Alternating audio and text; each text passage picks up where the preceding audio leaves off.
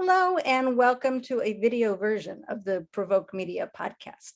We're sure to have a very lively discussion today about a subject that is commanding a lot of attention, and that is Gen Z. And we're going to discuss Gen Z and their effects on the workplace.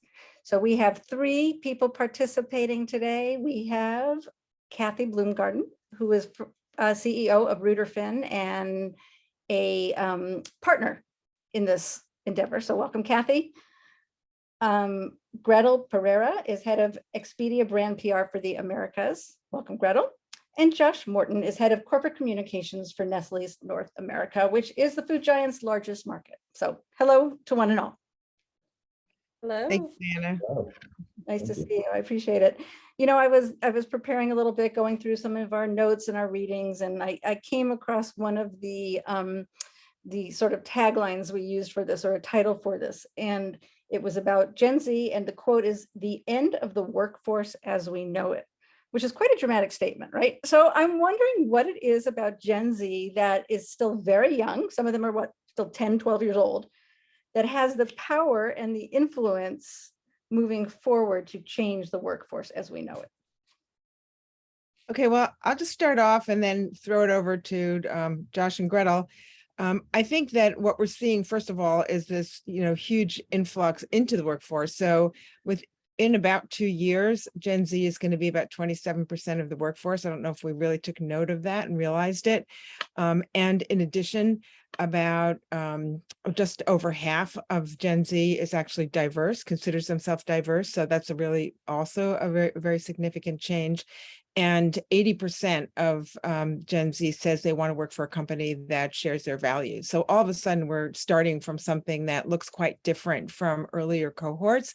And as we sort of think, all of us, about getting back to the office, what it means, the kind of culture that we can, put together and engage people with, we have to take into consideration the fact that Gen Z looks quite different. It was a great comment in the Wall Street Journal recently where they said, all this like 2 days, 1 day, 3 days, Monday, and Friday at home, or maybe Tuesday and Thursday in the office. It sounds more like gibberish than gospel. And of course, having Elon Musk throw, water on the fire by saying everyone's got to be back 40 hours, or I will consider you're fired. So I think, utter confusion, chaos.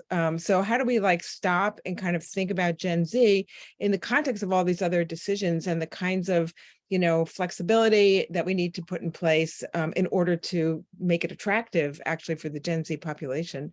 I know that from my conversations with Josh and Gretel, they've really already been doing a lot of pilots and experimentation and programs that actually have shown outcomes and success. And Josh, maybe I turn to you just, and I would love your comment the other day about how you were creating, sort of a kind of independence and opportunity within a big company such as Nestlé, and what that looked like. Sure. I think, one thing that we have to recognize about Gen Z is their desire to be entrepreneurs. And that goes from, they're starting their own startups and their own businesses, even some of them when they're in high school and college, to being as part of the workforce. And that entrepreneurial spirit really is something that they want to carry even into a large organization. And so something that we've done at Nestlé, two things, one on the product side and one on kind of the career development side. We have, from a product development standpoint, a program called Open Channel, which is total open sourcing, crowdsourcing initiative of new products. So anybody from anywhere at any level can take part in one of these challenges, and they actually become a founder. If they win, it's a little Shark Tank-esque. They go and they pitch a product in front of the executives, and they have the funding and they have the ability to work with a cross-functional team and really exercise those entrepreneurial muscles within the business specifically that has the resources of a company like Nestlé. The other thing from a career development perspective, what we talk about is it's not the corporate ladder, it's more like a rock wall. And the ability to climb up and do different things along the way really contribute to a really successful and productive career. And so we have a program called Talent Marketplace that was actually started by one of our employees that allows people to post. It's like an internal jobs board, but not for kind of formal jobs, but more for things that people may want to develop skills at. If you want to get into a career in R&D, you can actually try that out by going on a little bit of like a mission assignment. So we found that those things really help motivate employees at all levels, but particularly for Gen Z. I think it's super important, I mean, what Josh is saying, because about 62% of people are saying they'd, in this cohort are saying they'd rather have a startup, have their own business, and leave big companies. And so what you've done really effectively is create that possible environment and made it even more attractive than your own startup, because you can develop skills, you can like rock, climb the, what did you say, climb the rocks? The rock wall. A lot of things going on, rock walls, and they got a lot of things to do there. But is this change, and I'm going to try to actually make myself clear so you can answer it. Are you responding to Gen Z, or is Gen Z part of a larger shift? Like, we didn't roll out this kind of red carpet for millennials or Gen X or boomers, did we? I mean, this is big, courting them this way. Yeah, well, I personally, I actually think that it is a different perspective. I think that we do have, we are able to look at it differently because we're questioning a lot of things about the workplace, and really looking at workflows and looking at individual needs of different groups and being more responsive and insightful. So it gives us a moment in time when we can really do this a little bit easier than perhaps we could have done it in years past. But I don't know, Gretel, what you think, I mean, your talent group that you've put together is like, amazing, and I think very sensitive and insightful to different groups. Yeah, I think it's been an evolution, right? I think Gen Z comes in with a strong voice, and exactly what you're saying, Kathy, they're passionate about diversity and their voices being heard and values and purpose driven. But this has been coming for a while, right? That companies, especially, I can give the perspective more from the tech companies that I've been working on comms team, different tech companies and their comms team and the cultures. It's been an evolution, right? That the companies have really embraced it, and that now it's primed, right, for Gen Z because we're ready for it, right? So I think it's been over the years. I did, so two things to share with this group. One is from a personal perspective, of course, we're working in tech, but as you mentioned, Kathy, I also was a co-founder of an organization, a community called Latinas in Tech. We started about 7 years ago with the simple goal of just connecting and elevating the voices of Latina women working in tech, which we are very few. And it was just a really nice way to connect. And now the organization has blossomed. We have more than 15,000 members. And it's just been a really wonderful way. But through those years, I saw the evolution through tech companies, especially from the outsider kind of view, because I work in tech, but from an outsider view as an organization that is working with tech companies. Initially, we would be like, oh, we want to have an event and we'll bring our own stuff. Now the companies are welcoming us and they all work, and it's accepted, and it's actually, you embrace these type of organizations in order to diversify your talents, right, and everything. And I think internally at companies, one of the things that have been really interesting in Expedia, for example, Expedia Group, just so we're clear, there's 3 brands. So we have ExpediaHotels.com and Vrbo are our 3 main brands. We're a global company, travel, there's a lot of employees. And one of the things that's really important in talking to Gen Z, there's a lot of amazing people on the team that I talked to this week about what's interesting to them is values and company culture, right? And that starts from the beginning, from when you're being recruited, to who you're interviewing with, to the team that you're on, to your retention and growing. As Josh was mentioning, it's really important, that growth path. So they really want to see that opportunity for growth, for their voices to be heard. Will I be able to grow? Is the leadership diverse as well? Are they walking the walk and not just talking the talk? Are they really making things happen and in a consistent basis? So I think all of those things, lead to now it is a place where Gen Z, their voices can be heard, and the path has been set, and there's still ways to go, but it's been exciting to see kind of the change and all these companies embracing different programs. You talk about tech companies doing that, and tech's a relatively new industry. What are you hearing or seeing, or what are the challenges for older industries, the banking world, Wall Street, law firms, these things that have been institutions that have been around for a very, very long time? Are they adapting? Maybe Kathy, this is for you. Are you seeing those institutions adapting the way some of these younger industries are? Well, I think we could take the sustainability and environmental area as one example. And I'm going to, lean on Josh to comment on that after this. But, I think that, making statements early on about, commitments in terms of sustainability has been important for Gen Z. They really care about that. And, as do others too, but I mean, it's particularly important as a value, based company and authentic leadership. That's actually, like Gretel's saying, stepping up and kind of showing that you're actually delivering, what you're saying you're doing. And there's been a little bit of scrutiny, whether the companies are actually holding true to the promises they've made. And you've seen a couple of examples of SEC coming down recently in terms of the financial sector on some of the ESG funds and other commitments that have, kind of been stated, and whether they actually have the right metrics and whatever. But I was always really impressed very early on with what Nestlé did in terms of, the packaging and the innovation, hub kind of approach, where you were really early on, even before, I think, Josh, if I'm speaking out of turn, but I remember that, even before anyone knew how you would make those commitments, like you stood up and made and stated some goals that were tough to make, and then pursued, the path for how to get there.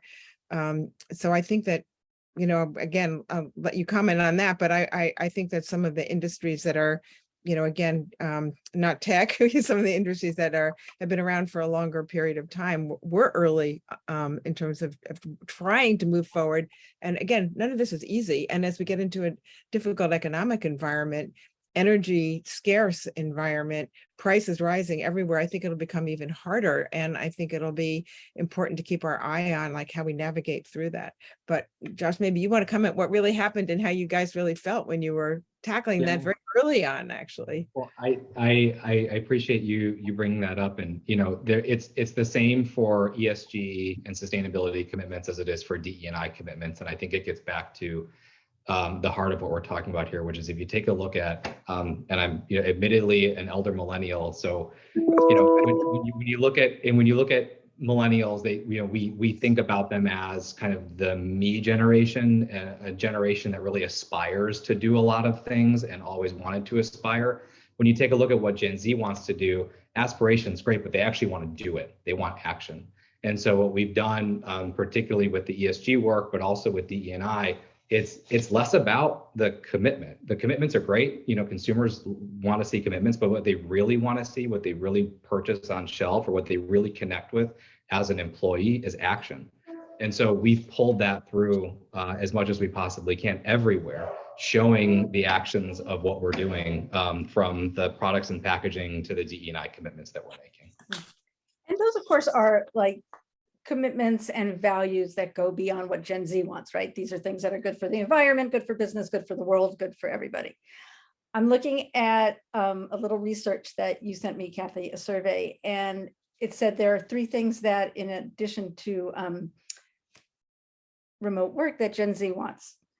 They'd like to see free meals in the office, casual dress code, games in the office, and team happy hours and events. That's not exactly the same as diversity and ESG, right? Like, how far do we go? Like, what is fair to ask your employer? I don't know. I mean, we all got jobs, and I didn't ask for games and free meals. It would have been nice, but how much wiggle room do we have to respond to them, and how much do they, I don't want to say have the right to ask for, but how far can we go? Still a workplace, right? Yeah, well, but I think that people want a community, and they want a culture that's caring. I mean, we've seen that very much, empathy, connection. If they're going to come back to the office, it's not about doing your email sitting at your desk. I mean, we all know that, it's really more about being creative together, collaborating together, getting support from each other, and building a sense of community. And that's what I love, Gretel, about your Latinos in tech, group, that group of 15,000 people, is that people get, help from each other, and I think that we have to really realize there is absolutely no right way. And, just like the journal was saying, it's utter chaos. It's going to be really back and forth and changing, and even the perks that you offer. I don't think that the Gen Z is coming back to have popcorn in the office. I think they want something much more deeper than that. Of course, they want to have fun, but it's really more, they want to have the mentorship. They want to, have the opportunities. And so it's up, all of us actually need to be thinking about how we can engage people in internal communications in a more meaningful way. And someone said to me, we opened our office, it was really great. And we said, okay, we promoted it and everything. And it's like, nobody came back. What do we do now? Or young people came back because they live in New York and they don't want to be in their apartment by themselves with their roommate because it's really a small space, and none of the senior people came back. So the mentorship opportunity was not that great. So we really need to figure this out. And that's why it's so great to have this kind of conversation, because we can learn from each other about what works. But basically, as we've all been saying, career opportunities to advance rock climbing, so to speak. Communities of mentorship, from groups which look like me, that Gretel set up, and being flexible. I mean, there was a great statistic on LinkedIn, which LinkedIn shared, which said that like Gen Z doesn't even answer a job opportunity if it doesn't have the word flexible in it. Mm-hmm. So I think it's just, we don't know the answer to the question you're posing about how much, peanuts, popcorn, and ping pong we have to offer, but we do know that we're going to have to continue to listen in order to be able to really be, attractive to a Gen Z population. And I think one of the things, maybe it's a positive from the pandemic, right? People are yearning that, community, exactly what we're talking about, Kathy, as we return back to the office. It is a fine line of figuring out how we come back. But I think at this point, those things that were so valuable before of that work culture, I don't know if it's that important anymore to Gen Z to have a ping pong table. We have it up here and people aren't really using it. We really just want to be together at this point. We want to plan together. We want to brainstorm together, how to go to happy hours together. I think it changed a little bit of that perspective too. Even talking with the team this week, it's really more valuable, the in-person planning sessions. We're a travel company, so we're making the effort to travel and have in-person planning sessions now that travel is back. So I think that's important. And one thing I did want to add that's I think important is also for companies to think about is employee resource groups, as they might be known. At Expedia Group, they're called inclusion business groups. So it's basically groups internally that are around Latino, African American, Asian American, around that you can be with your peers within. And I found that many of those groups, I've led them before for the Latino organizations within tech companies, most of the times are led by the Gen Z, right? It's them that have the voice and they feel empowered to really this is my culture, this is where I come from. I want to share it with others that have that similar background. I want to have a safe space to have my thoughts heard, but then it's also supported by leadership. That's really key, right? It's one thing to have it led by the organizations, but I think it's really important to have leaders involved consistently. That's key, right? Not just because we have, for example, executive sponsors for each of the group that participate and support each one, but it's important that they're active, right? And consistently listening and learning and not just showing up when there is just a meeting, but really being there and listening. I think those groups are really important within different organizations to really encourage that employee engagement, that feeling of belonging, of community, and especially right now that people are really yearning for that. And mentorship comes from that, right? Because there are people that are within, for example, the Latino community that I can feel I can mentor others, and I can find mentors within there. So it's just so valuable that I really encourage companies, if you don't have in places employee resource groups, to really encourage that within the company.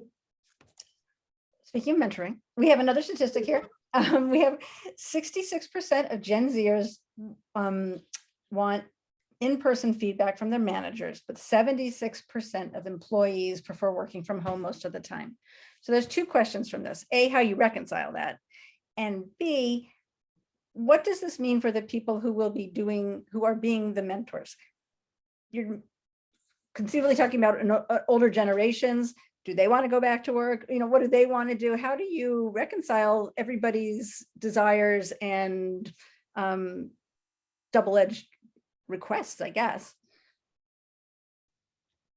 Yeah. So Josh, I don't know if you want to. Sure. Yeah, I think, for us, the balance seems to change every single week, depending on what's going on. People are trying to figure it out for themselves. I think companies are trying to figure it out as well.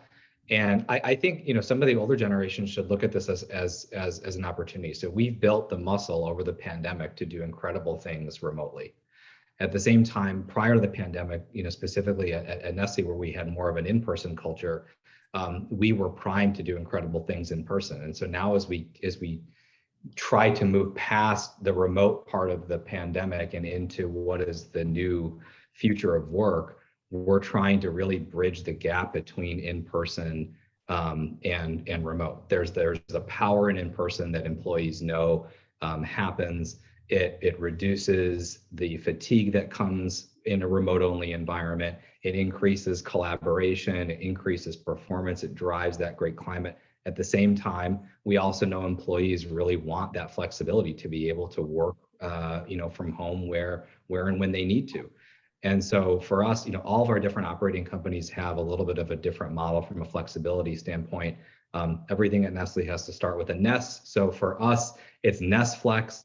And for us, it really gives employees the opportunity to embrace the hybrid model the way it's truly intended. We don't have set days that people absolutely need to be in the office on a regular basis. People can flex as they need, as the team needs it, as the business needs it, as they themselves need it.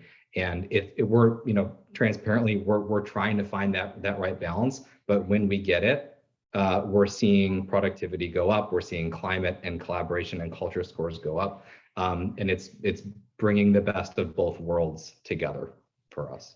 Yeah, and I think what, we commented about with regard to an empathetic leadership style is in sync with what Josh is saying. So there is no one size fits all.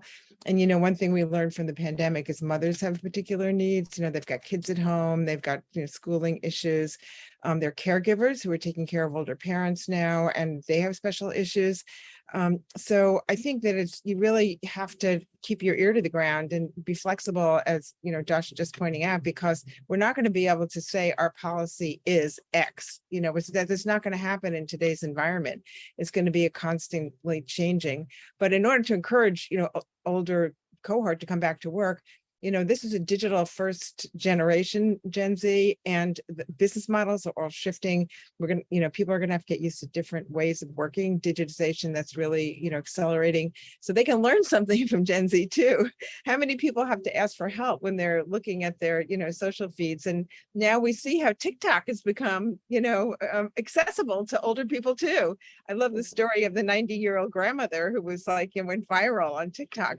So I think that we would only learn that from Gen Z, so, there's rationale for coming back and spending time with the different generations. Absolutely. But there's also things, though, that the older generations then have to learn, right? There's going to be upskills training that they have to do, right? How are employers, keeping that segment of the workforce skilled and vibrant and all that, while the Gen Z is moving in and their sort of digital first native skills. I think Josh hit it on the nail. It's still, we're all trying to figure it out, right? As we're all, most of the companies returning back to office, and it's a hybrid model. It's a new way of working, right? So we're all trying to figure it out. I think for us, at least at Expedia Group, it is exactly the same. We're very flexible in terms of the different teams. It's not mandatory a certain number of days. As a communications team, we are trying to come in at least 2 times a week and make sure that we, at least as a team, are on the same days and collaborating with other teams on those days. And you can come in as much as needed. So very flexible, but it is a kind of a new way of working. But I think we all are yearning. This Zoom fatigue is real, right? So I think it doesn't matter your generation. I think the in-person is valuable. So as leaders, you should encourage it and lead by example, and show up in the office and encourage others to come, build other team building activities as well, because I think that sense of community right now is really, really important. Besides getting the work done, is a very important time right now to connect with your teams and really make sure that we're in this together. So it's an evolution, right? And we're trying to still figure it out, but it's a hybrid new way of working. Right. And on that note, that's what I'm hearing. For our closer, this is a continual evolution. We don't know when it will stop evolving, right? This is ongoing every day, every year. It could be a change. Correct? Yep. Absolutely. We have to create an open learning environment where we're all trying to figure out how we can every day just learn something a little bit different and do something a little bit, different from what we did yesterday. Excellent. It's not easy, but it's excellent. Okay. Well, thank you. As predicted, this was a great conversation on this topic, and I appreciate all your insights, and we will continue the conversation. Take care. Thank you. Thank you.